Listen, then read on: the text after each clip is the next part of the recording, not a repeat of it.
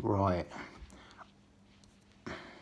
that's an old 4S cable, and the other day I discovered these, which if your cable breaks there, which I had on my old iPod, I had wires hanging out here. I mean, I think there's only 3 wires in there anyway.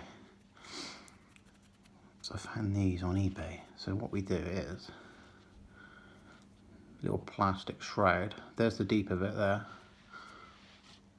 Alright, so that'll go on there.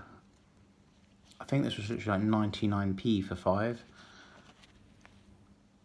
And that'll go on there. You get the idea.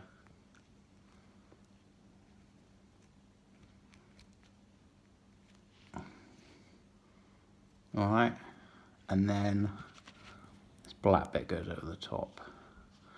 Not a lot more I can show or say really, apart from it can save you from, I guess, spending out on spendy cables.